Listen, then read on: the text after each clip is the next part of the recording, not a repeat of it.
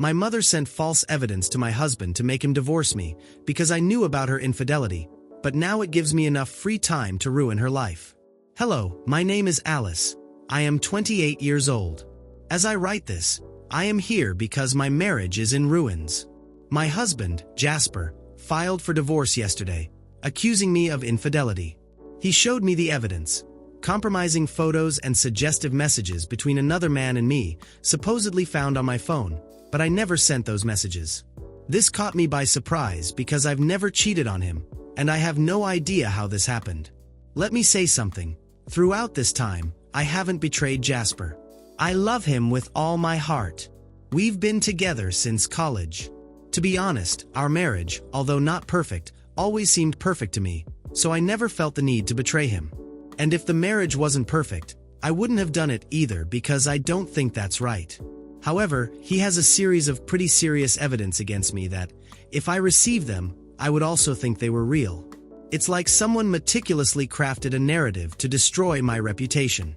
I don't know if this is Jasper's excuse to divorce me, looking for a reason, or if someone is playing mind games with him to destroy my marriage. I have one suspicion of who might be behind all of this. My mother.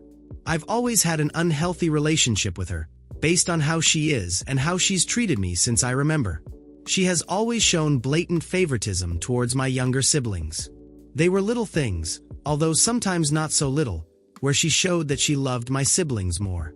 If I were the daughter she wished she never had, that's what it felt like based on how she treated me. I won't deny that my self-esteem suffered when I was younger, and the favoritism was more evident and strong. It's something I can't explain in words, because you only understand when you live it. I've met people with parents who do this kind of favoritism and think the same. My father's presence made things more bearable, in a way, but since he was the one responsible for working to support the family and put food on the table, he didn't spend much time with me. I spent more time with my mother. Yes, over time, I started to see her as if she weren't my mother. And that's not just because of what she did to me, but because of something I recently discovered. I was visiting my parents over the weekend and helping my mother with some chores because I didn't want to go there and just be a burden when I saw her phone light up with a notification.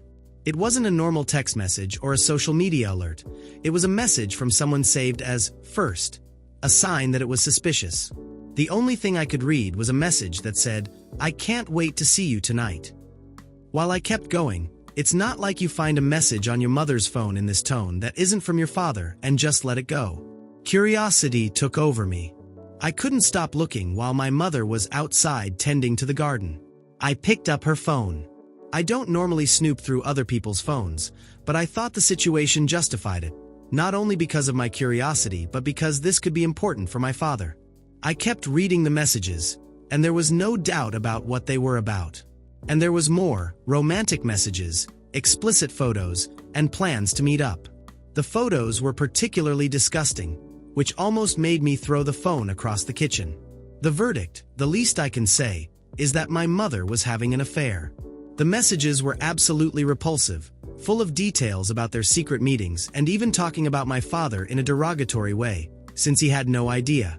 I felt bad for myself, but I also felt terrible for my father. Let's just say the important thing. No child wants to see photos of their mother sent to her lover. That definitely guarantees you a few therapy sessions. And if there were electroshock sessions to erase memories, that would be better. But I knew that for my father, this would be much worse. And he wasn't a person who deserved any of this. Well, no one does, not just my father, who is the kindest person I know.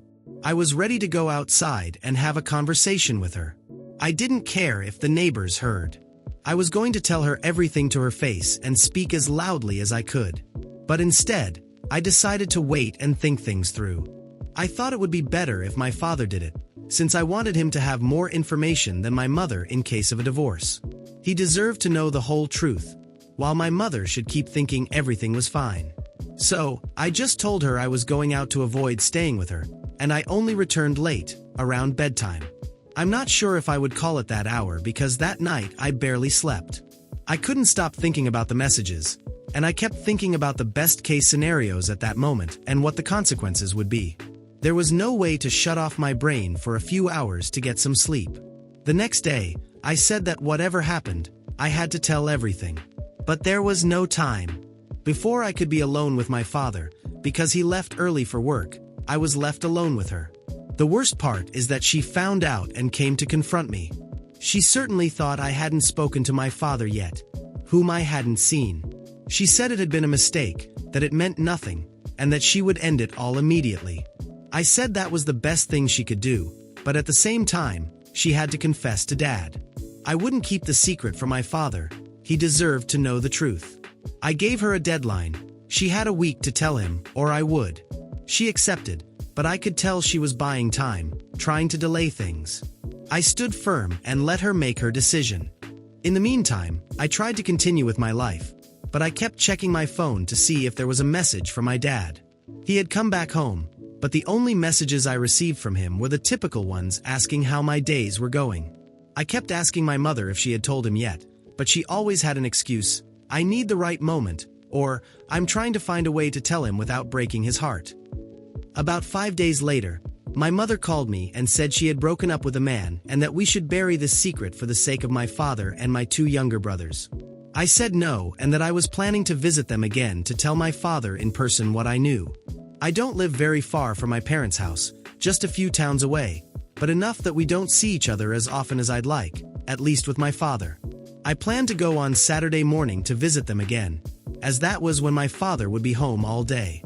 I didn't want to tell him just before work. I wanted to give him time to prepare for what was coming. On Friday night, I went out with some friends and saw my mother leaving a club, getting into a car, and yes, it was the same guy she had been cheating with. I managed to recognize his face, even though now he was wearing different clothes. I asked a friend to follow him, and the car stopped in front of a motel. My mother and her lover got out of the car. Turns out she was still in contact with him and had lied to me, but now I had some photos of her.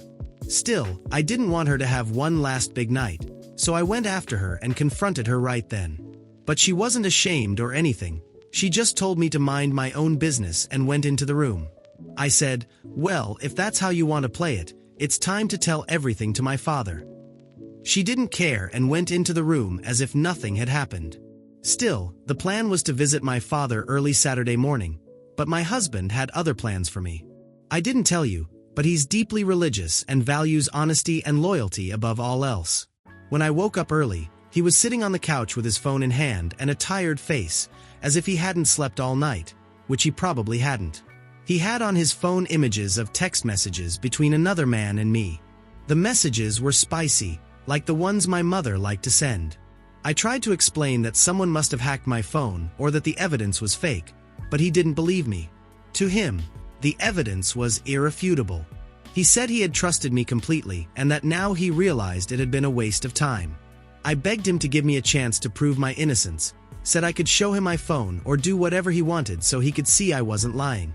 However, to him, I probably already paid for all the evidence. Besides, he had already made the decision to divorce me.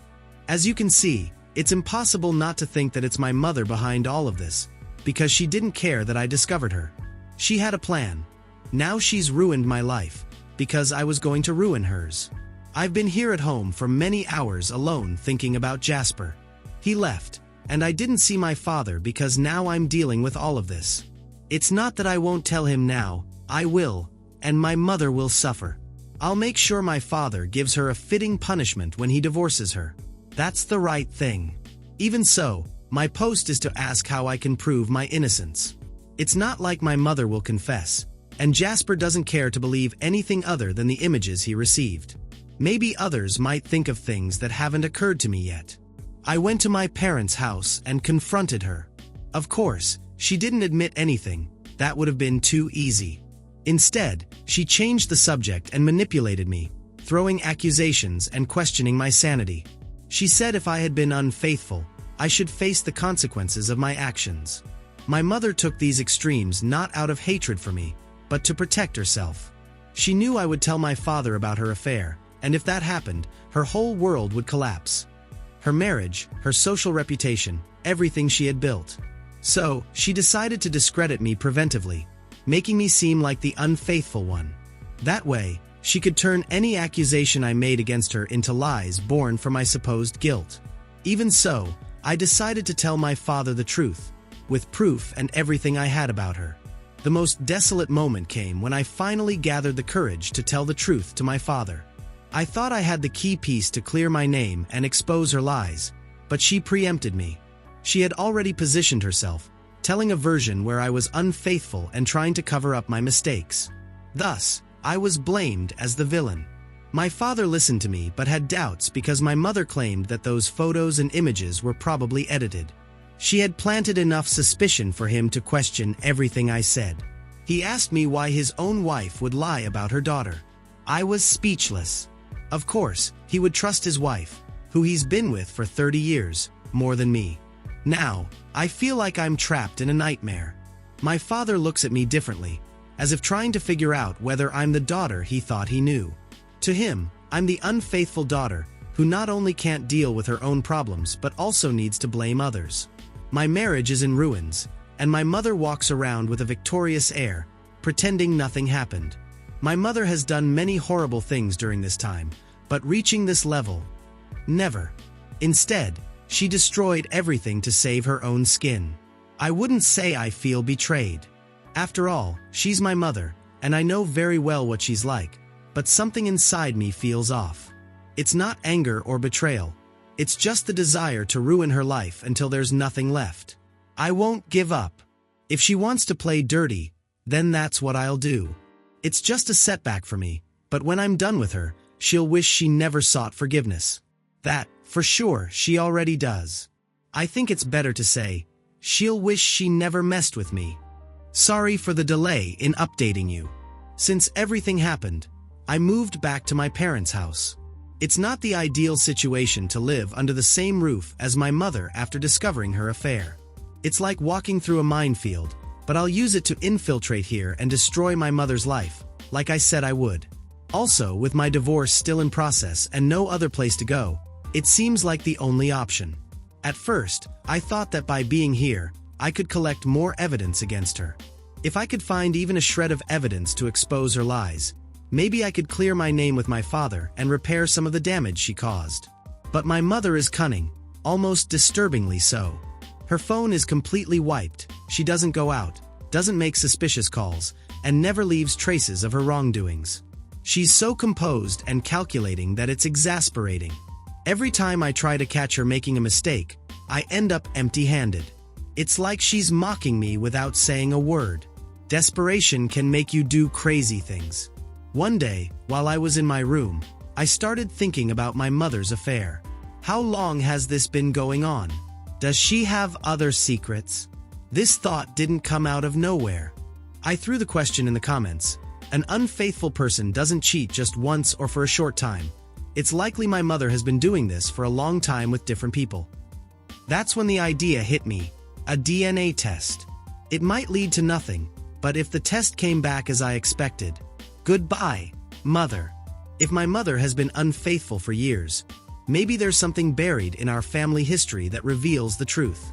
My siblings and I have never questioned our paternity before. We never had a reason to. But now, it seemed like the right time. So, secretly, I ordered a DNA kit for myself, my 17-year-old brother, and my 13-year-old sister. Collecting the samples was tricky. I waited for the perfect moments to gather them, whether it was hair, saliva from a cup, or a toothbrush, anything, without raising suspicion. I felt guilty, even invasive, but I was desperate. Weeks later, the results came in. I opened mine first. Fortunately, I was 100% compatible with my father. For a brief moment, I thought I was being paranoid and that I was about to waste my money and time. But then, I opened my brother's. It wasn't a match.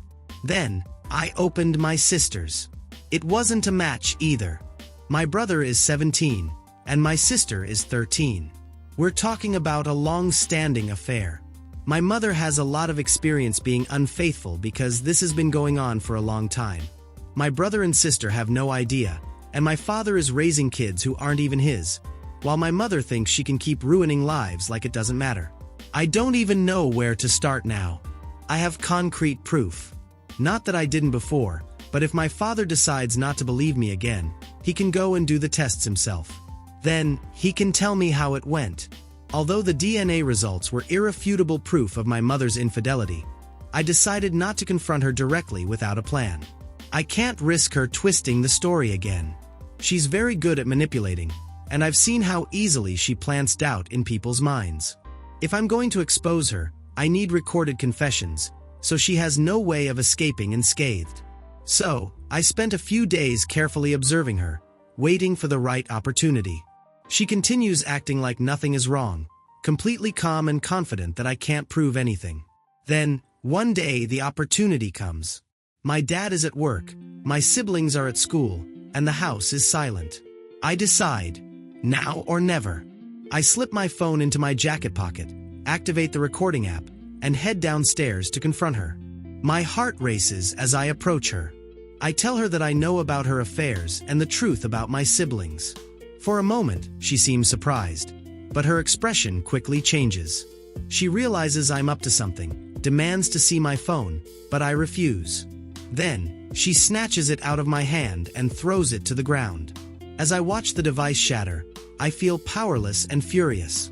The situation escalates quickly.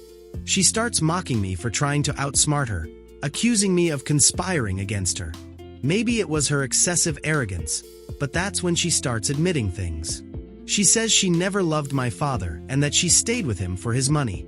She reveals that my brother and sister aren't my father's children but are the result of her long-term affair with a man she truly loves. Confidence is the best weapon to get confessions, and my mother was giving me everything I wanted. She makes it clear that she doesn't care about any of us, not me or my father. She even says that I'm just a reminder of the life she hated, something she had to deal with for years. It was worse than I thought. Not only did she not care about cheating, but she didn't care about my father either. She said she was only with him so he could support her children while she could live carefree with another man. I knew she wouldn't be foolish enough to say all this knowing I could be recording with my phone. So when she destroyed the phone, it was my old one, which already had some issues. My new phone was in my pocket, recording everything. If you think this is bad for my mother, I want to warn you that I haven't even started. Every time I discover something about her, I feel more and more driven to get revenge. Asterisk asterisk. Get ready, because this update is going to be wild. It's going to be hard to tell everything that happened, but here goes. I had made a decision. I was packing my bags, ready to leave this toxic disaster behind. I couldn't stand living in this house for another minute, not with her. Whatever happened with my father, I needed to get out of there. My work was done. I had nowhere to go, but I could surely ask a friend to stay for a while until I could get back on my feet. What I knew was that I didn't want to be present when everything exploded. I was almost done packing when I heard it. At first, it was a low murmur, and I tried to make as little noise as possible so I could hear what was going on. Even so, I couldn't hear much. Maybe I'm a little deaf and need to see a doctor because I was missing part of the gossip, but everything was resolved when the voices got louder. Then, I heard it. It was my dad. He was shouting. I had never heard him yell like that before, but I knew what was going on downstairs. I just wasn't there to witness it. I rushed downstairs to find something even better than I had imagined. My dad was standing in the living room, yelling at my mother. His face was red, his hands shaking, and there, in the middle of it all, was my brother, Jake, looking completely devastated. He was crying. Next to him was our younger sister, Lucy. She looked scared, as if she didn't fully understand what was going on, but I knew. My dad was shouting, asking my mother how long she had been lying to him, demanding answers about my siblings, asking if they were really his. My mother stood there frozen, as if trapped by an invisible bolt of lightning that wouldn't let her move. And here's the point. Before I started packing, I had left the DNA test documents and the recording on a flash drive for him to upload. I went to pack my things. During this period, which could have been about 30 minutes, he read and listened to everything, which brings us to this moment. My mother couldn't escape this time. She couldn't manipulate the truth. My dad asked if it was all true, and I said yes. If he still doubted, he could do the tests himself and check. He saw my bags and asked where I was going, but I told him I wouldn't stay there for another second, that what I needed to do was done, and now they could sort things out on their own. My dad said there would be nothing to sort out between them because my mother was leaving. Once she finished gathering some belongings, she would move out. She finally found her voice and said she wasn't going anywhere. I told her it didn't matter how they would resolve it, but I was leaving. I wasn't going to let my brother and sister be caught in the middle of this disaster.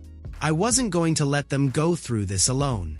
I grabbed both of them by the arm and took them out of the house.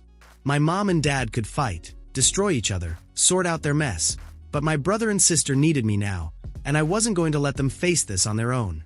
My parents are officially divorced. It was the fastest divorce in history, with no battles over alimony, no spousal support, nothing for my mom except the divorce itself.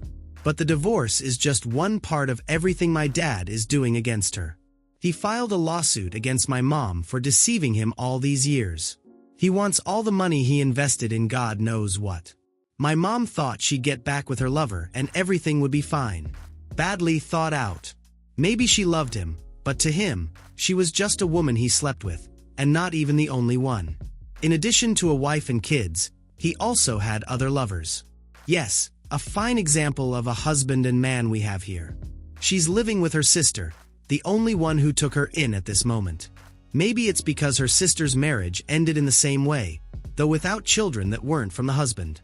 But she should have learned a lesson from her sister, because now she lives in a tiny place where the extra room is a basement, and that's where my mom is living.